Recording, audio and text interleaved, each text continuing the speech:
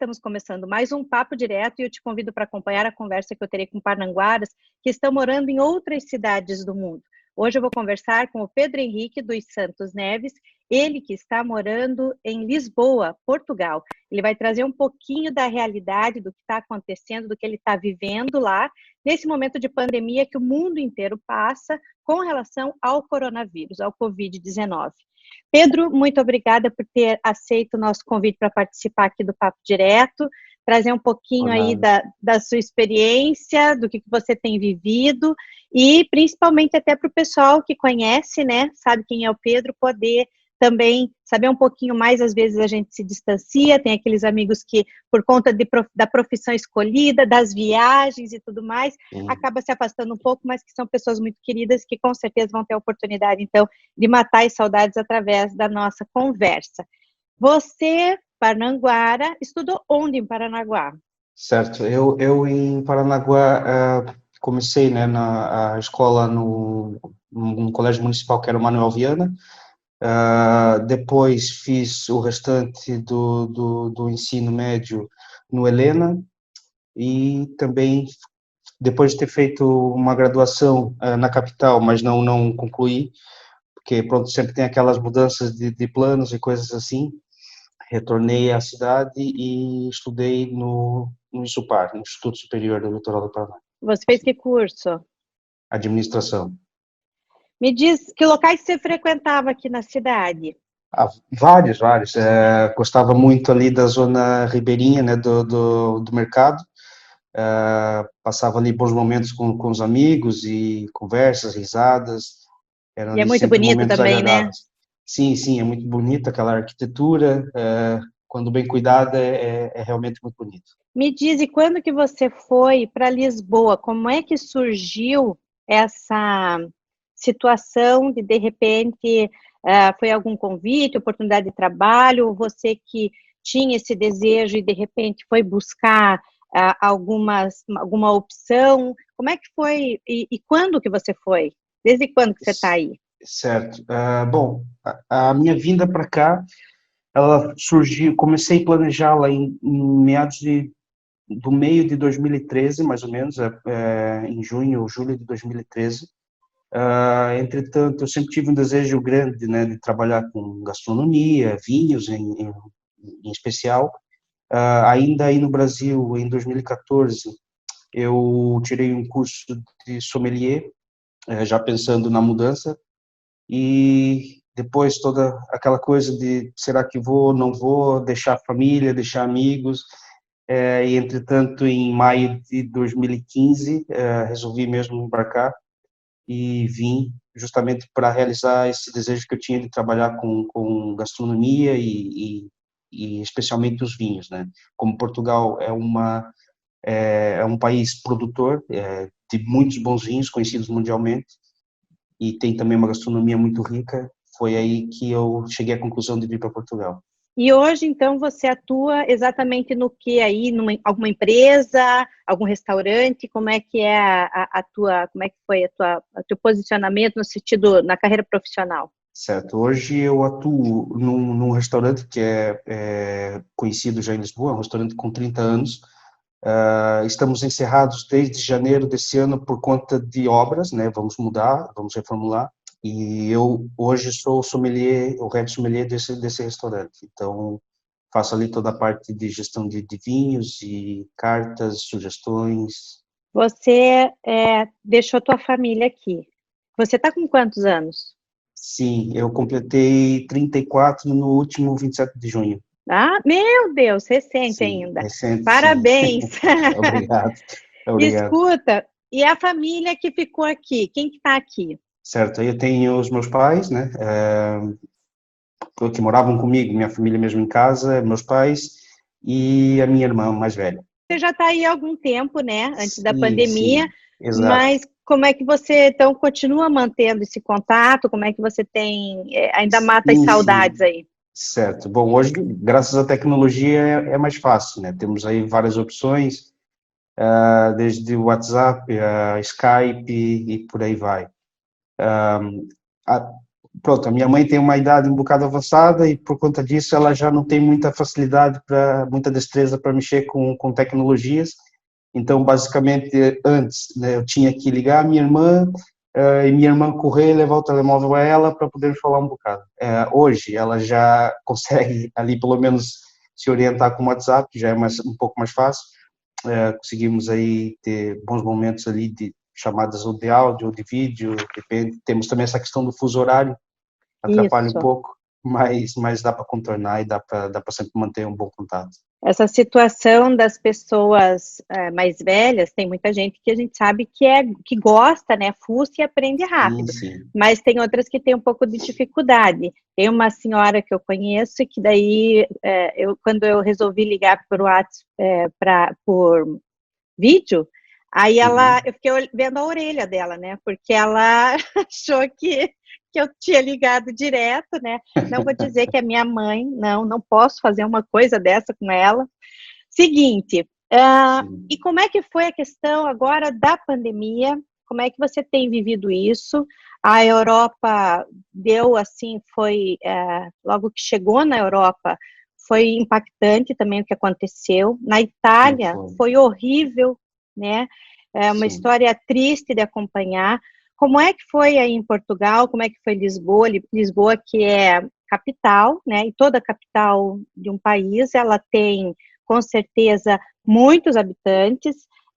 Eu estava pesquisando, são pouco mais de 500 mil na pesquisa que eu fiz, é isso mesmo, né? Isso mesmo, exatamente. Então, 500 mil, né, de habitantes. Sim, 500 mil só mesmo na capital, em Lisboa.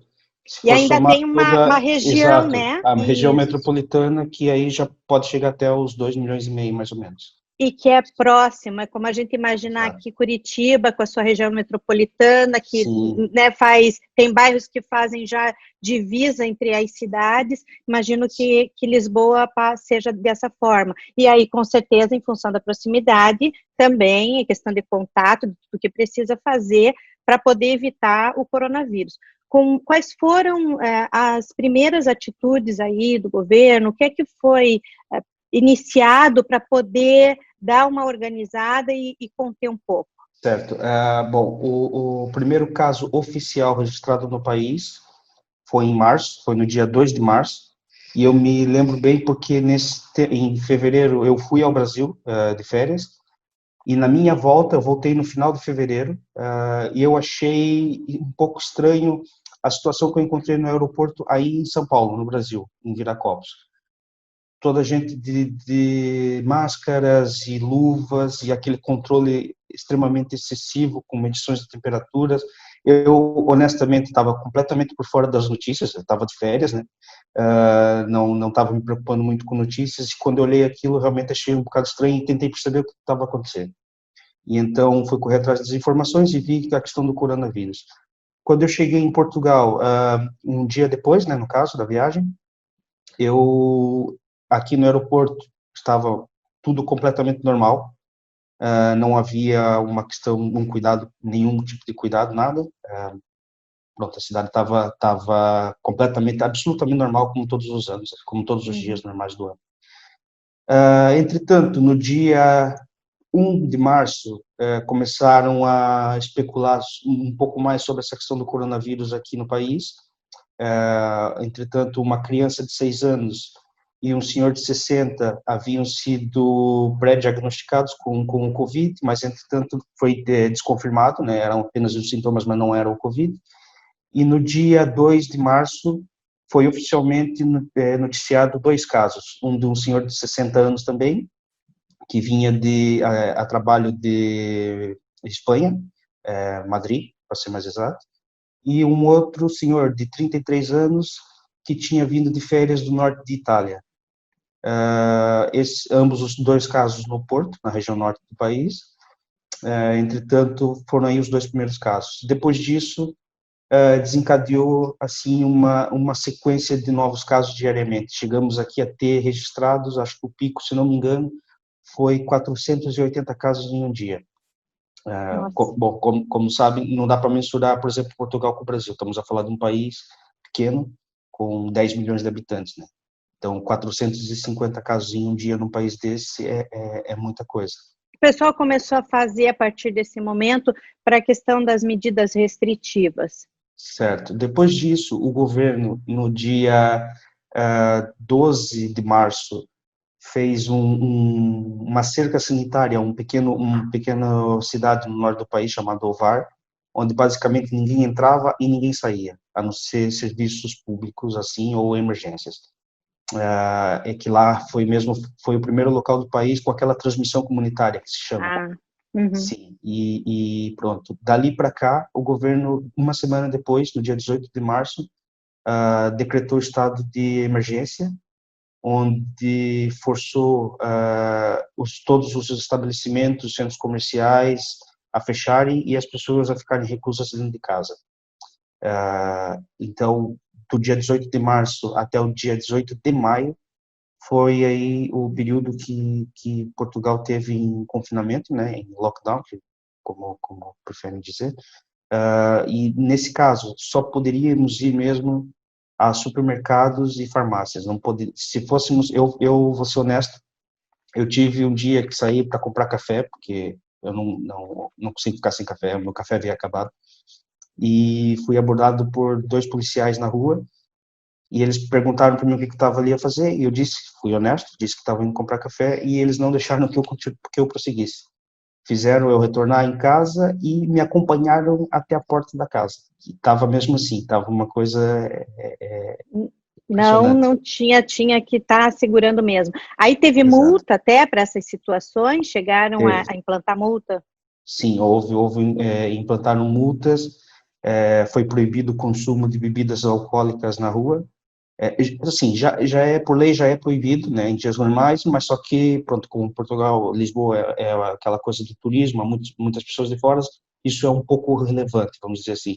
Mas Uhum. durante o estado de emergência foi mesmo proibido e era fiscalizado com muito rigor, assim, não, não havia ali aquela vista grossa e se fossem apanhados com bebidas ou mesmo transitando ou sentados em parques, é, as pessoas eram multadas. Que mais que teve Agora, como é que está a situação agora aí? Até para entender um pouquinho, esse período realmente foi implantado isso, quando é que começou a acalmar e hoje o que está liberado? Certo. Hoje, bom, no dia 18 de maio, deu-se fim ao estado de emergência, entramos em estado de calamidade. Nisso já foram autorizados a abrir alguns tipos de comércio, como, por exemplo, pequenos restaurantes de bairro, no caso, e com capacidades reduzidas, ou seja, um restaurante que tem uma capacidade para 100 pessoas, só poderia colocar 50 pessoas. E o distanciamento tinha que ser de 2 metros, no mínimo, entre mesas. Isso deu muito o que falar, né? Porque havia lugares que respeitavam, havia lugares que não respeitavam. Daí também tem aquelas pessoas que se preocupam, tem aquelas pessoas que não se preocupam. Pelo jeito, isso é em qualquer lugar do mundo, né? Ah, Só sim, muda o não, endereço. isso só muda de endereço. Isso é igual para em todo lugar.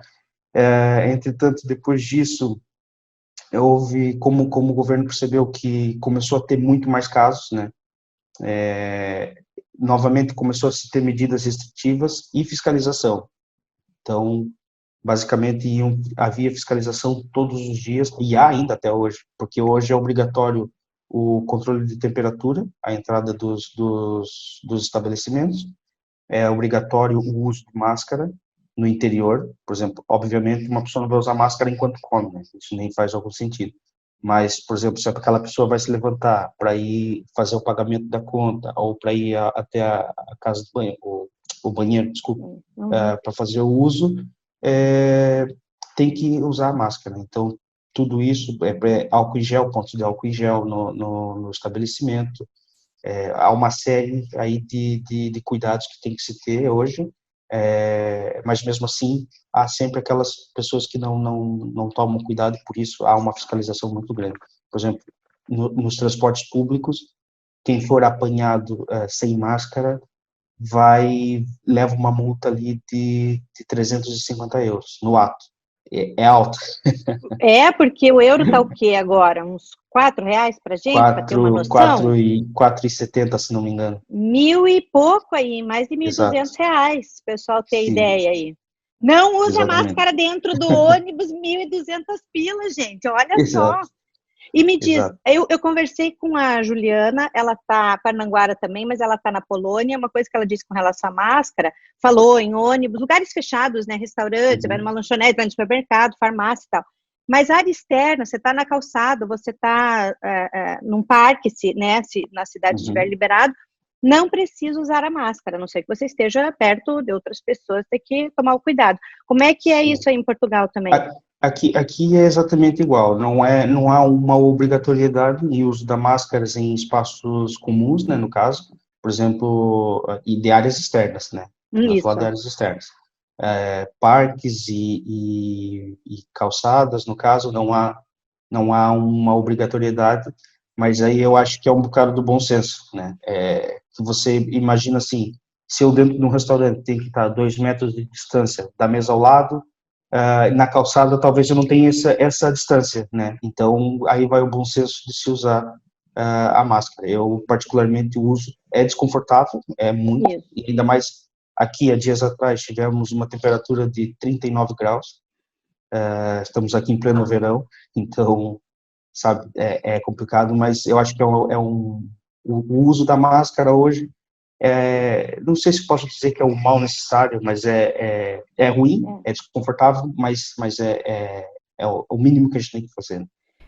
E com essa dica, a gente vai para o intervalo e Papo Direto já volta.